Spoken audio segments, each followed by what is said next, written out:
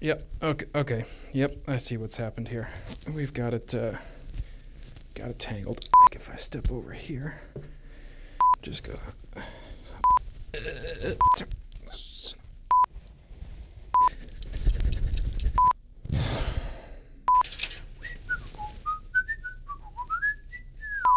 Oh, looks like we got a bulb on here. Let me just. There we go. Hey guys, it's Jesse with CADimensions. I hope everybody had a safe and enjoyable holiday. Today, we're going to be going behind the scenes on how we created this holiday eCard using SOLIDWORKS, Visualize, and a little bit of Photoshop.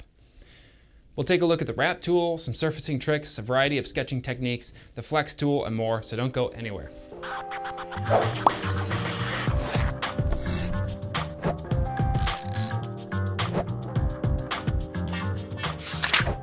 If you didn't receive our eCard, please make sure that you're still subscribed to our email notifications. I've added a link in the description, so feel free to check your notification settings and let us know what information you'd like to get from us. All right, let's start off with the models themselves.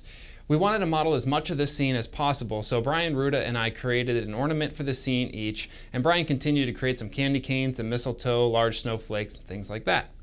I think they turned out pretty cool. I'll start off by giving you a quick run through of how I created my ornament, and then Brian and Ruta will walk you through theirs as well. We'll finish up with the visualized setup and how the whole thing came together, so enjoy. I started my ornament by creating a configuration of the ornament that I made in last year's tech tip. If you didn't catch that tech tip, I'll leave a link for the modeling of that part in the description as well. I figured I'd keep both ornaments together by using a configuration. I knew that I wanted a reindeer-shaped pattern around the center of my ornament, so I found a basic shape I could copy from the internet. I brought this in as a sketch picture and I scaled it to the size that I wanted. I've customized my interface to add a button for a sketch picture since I use it fairly frequently. Once I got my sketch picture in, I had started a new sketch on the same plane to create the geometry. I like to keep my sketch pictures and sketch entities on different sketches so I can turn them on and off independently. Not required, but kind of a nice step. The most complex shape in the reindeer is probably the antlers, so I decided that since the antler shapes all seem to be about the same width, I could create the shapes pretty quickly using the slot tool and then trimming them together. One little tip here is when you're trimming slot tools together, you can right-click and explode a slot. So SOLIDWORKS considers a slot kind of one single entity, even though it's several of them together, so it's kind of like a block. You can explode them and treat them as individual entities. Then they can easily be trimmed together. Once they were all trimmed, I added in the fillets to break the hard corners, and the rest of the shape I traced using mostly spline commands. If you're looking to get a better handle on splines, I'll leave a link to a tech tip and a blog in the comments as well. Since I had overlapping arcs in the antler section, I anticipated having missed a couple of issues, so I checked it ahead of time using Check Sketch for Feature, found under Tools, Sketch Tools. Sure enough, there was a problem, so I fixed it quickly by just deleting the overlapping pieces that I had and replacing it with a fillet.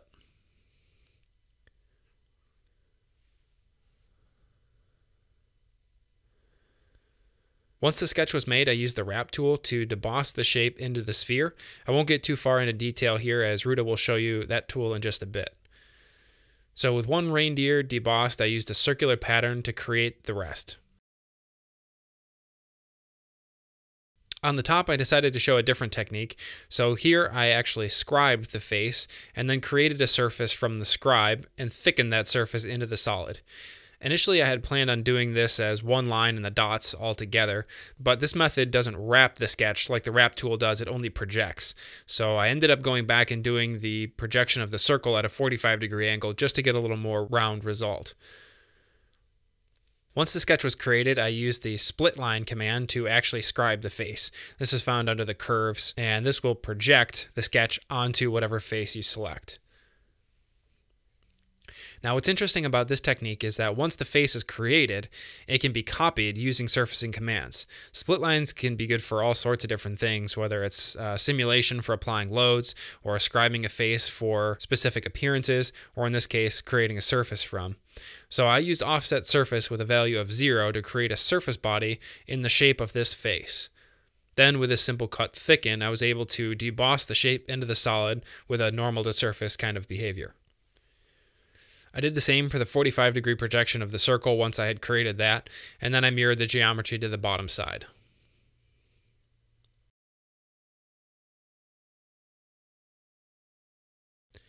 I added a couple of fillets and some color, and we're ready to go.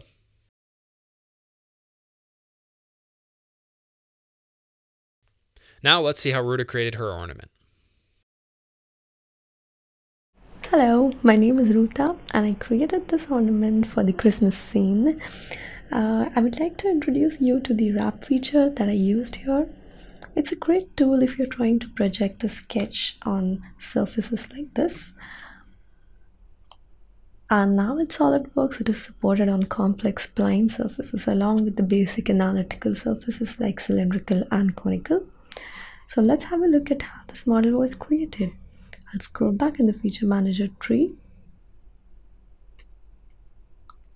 First, I created a revolve feature using a simple sketch with the splines and arcs, and then made a plane tangent to this face at a point. Next, I created the wrap feature. So I create the feature again. You can access this command from either Insert, Features, and Wrap, or you can simply search it in the command manager and it will directly take you to the command. I'll select the sketch that I need to wrap, and if you see in the feature manager, you get three options to either emboss, deboss, or scribe. I'll deboss for now and select the face on which you want to wrap it, and it also gives you option to select the depth of the emboss or deboss. I'll keep it to the default for now, and I can just apply appearances.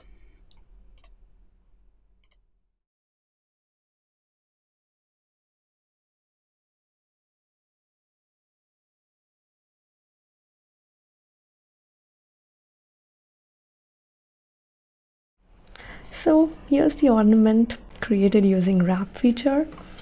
It's a very simple and handy tool to use, and it will give you a visualization of what your final product looks like. Thank you. Hello, my name is Brian. I'm going to discuss a couple of the features that I used while modeling an ornament, candy cane, and snowflake for this year's holiday eCard. I'll start with the CADimensions ornament, and I'll introduce a third technique for creating a cut or boss feature on a curved surface. You've learned from Jesse and Ruta that there are a few ways to execute this feature, and this technique is often overlooked but can be quite useful. I've created a sketch of our company logo on the front plane of this part.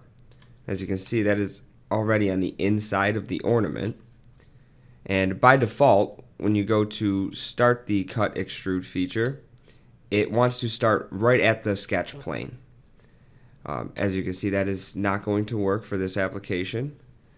In the property manager, we have an option to change where the cut begins from. And in this case, we are going to select a surface, face, or plane.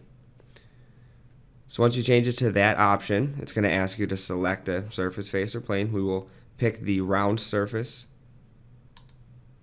of our ornament, and then we'll also have to choose a direction for the cut. In this case, we'll pick the front plane. After that, you just have to set a depth for your cut. We'll change that to 0.05 and click OK. Now, as you can see, the 2D sketch was projected to the outside of this curved surface before it was cut into the ornament. The same process was used to cut the company name into the ornament.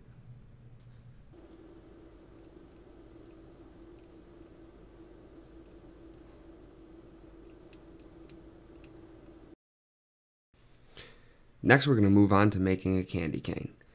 Now, to construct the candy cane, we're going to use tools such as spline and a new tool called the flex tool. And as Jesse described in his portion of the video, the spline tool can be used to sketch geometry and then use that to break up a surface into multiple faces. For our application, we're going to use those extra faces so that we can apply appearances to them separately.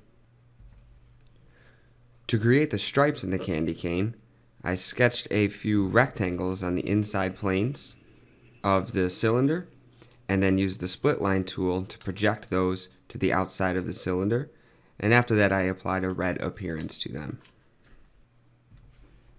Now that I have something that resembles a solid straw, we're going to use the flex tool to get the overall shape of the candy cane. The flex tool can be found under Insert, Features, Flex. The flex tool is used to modify existing shapes within your part by either twisting it, bending it, tapering it, or stretching it. To create the candy cane, we're going to use the twist feature of the flex tool so that we can get the spiraled part of the red stripes. And then we're also going to use the bend feature within the flex tool, and that will give us the hook part of the candy cane. One thing to note about the flex tool is that it's controlled by what's called these trim planes. And the trim planes can be moved throughout the part, and only the area between the two trim planes will be affected. So you can either move the trim planes by dragging the arrow by the trim plane, or you can set numerical values on the left.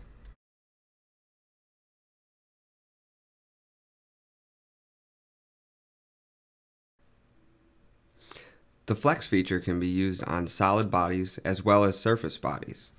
An example of a solid body would be making this candy cane, but I also used the flex tool to create the leaves of the mistletoe.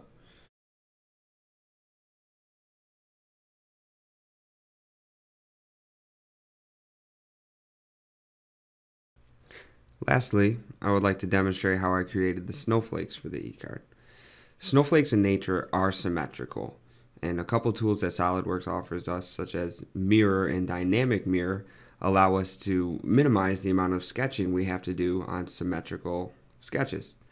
So in order to take advantage of this, I'm going to start by drawing a couple center lines around the symmetrical portions of the snowflake.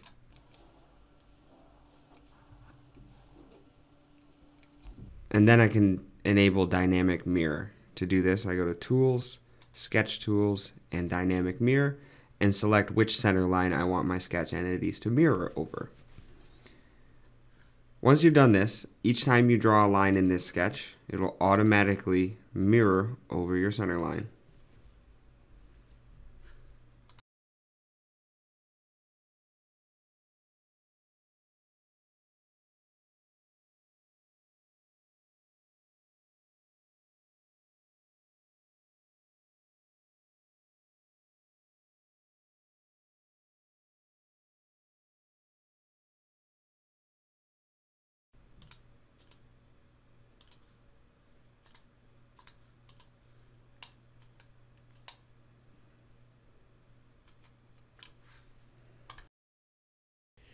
Now, before we placed the components, we had to figure out what we wanted the final scene to look like. We decided we wanted some sort of generic, wintry, frosty kind of feeling scene. So we found a winter scene, I think it was on Pixabay, that had kind of a nice blank area at the bottom for our models to fit in. I didn't like the image on its own, so I made some adjustments to it in Photoshop to make it closer to what we wanted. The image was the wrong size and had too much detail, so I cropped it down and used a Gaussian blur, and I layered some frost and snow effects over the top with a little bit of radial blurring to give it kind of a subtle windswept sort of a look. I overlaid some snow on the top just to see what it would look like, as that would be the top layer, and we had enough at that point to start placing the models in SOLIDWORKS. To set up the final shot, we created an assembly with all of the parts in it. I created a virtual part to make the floor at an arbitrary size that was big enough to hold all of the parts. I find it easier sometimes to have a physical part to reference as the floor. From here, we added the ornaments and used tangent mates for the round ones and a coincident to the point on Rutas. We knew the final shot was going to be mostly a front view, but moving things around in 3D makes it difficult to see where they're actually going to land in a particular view. So when you're working with models that have tricky spacing, or you need to monitor two sides at once, a great option to flip on is your window settings to 2 view. I use vertical to put the panes side by side. The trick here is to unlink the views so you can use them independently. To do that, just right-click down on one of the view labels and uncheck link views. Now you're able to manipulate either view separate from one another. So here I can keep an eye on what will be the front view or the final view while still having a movable 3D view on the right that I can make changes. Now, of course, either view is accessible. I can make changes in both, whatever's more convenient. Here I made the adjustments just using a combination of click and drag and right clicking and using Move with Triad for more precise adjustments. After that, we started adding in the additional parts and placing them where we thought they might look good. Now, getting them exactly in the right spots here is not critical. In fact, you'll notice that a few of the items did move around for the final image, but I like to make sure that I've got the right number of items at least and that their appearances are applied before moving to Visualize. Things can certainly be copied and pasted and manipulated in Visualize, but I tried to be more in the refinement stage by the time I get there. Again, I did most of this with mates to the floor. You can see in the case of the mistletoe leaves, I used endpoints to lock them down. These kinds of things could be positioned potentially with collision detection or something like that, but if the mate is handy, then I tend to use that instead. We placed the snowflakes and then we shipped it off to Visualize. So now the final step, how do we take it from our solid model to a final image? Of course, SOLIDWORKS Visualize does the magic for us here. The first step is to bring in a backplate that we created, just drag and drop and import the model. From here, it was just a matter of shifting things around and finding the right camera angle. I ended up using a wider camera angle than the default, just using the Alt-Scroll shortcut. If you're looking for a guide to my favorite shortcuts, I'll drop that in the description as well. As I mentioned, we can move individual objects around to suit our needs in Visualize. To do this, you'd want to make sure that you've imported your model using the automatic import, which is default. So here it's just a matter of selecting the objects and using the object manipulation tools to get them where I need them to be. Once we get things physically where we want them, it's just a matter of adjusting the lighting and the scenes. In this case, I used a combination of the winter scene of Swiss snow and an additional accent light that I created with the new light tool in Visualize Pro for 2018. For a tutorial on Visualize lighting, once again, I'll leave a link in the description. Lastly, I decided to add a little bit more drama to the shot by creating some motion blur. This was created to be a static image, of course, but Visualize Pro allows us to make use of the animation tools even if we're just creating a still frame. So I pulled up the timeline and I added some keyframes to the snowflakes, making them move. One little trick here is I wanted the snowflake in the foreground to retain some of the detail, but still look like it was in motion. So instead of translating it, I actually rotated it about the center a little bit. This allowed the top and the bottom edges to blur out a bit while still keeping the center of it fairly sharp. It creates the illusion that the snowflake is fluttering to the ground rather than just falling. All we have to do now is turn on motion blur for the camera and adjust the shutter speed. Again, for more information specific to motion blur, I'll leave a link in the description. This description is going to be packed with holiday goodies. And that's it. I swapped out the backplate with the one that had the logos, and I placed the snow effect over the top in Photoshop. And that's the final result.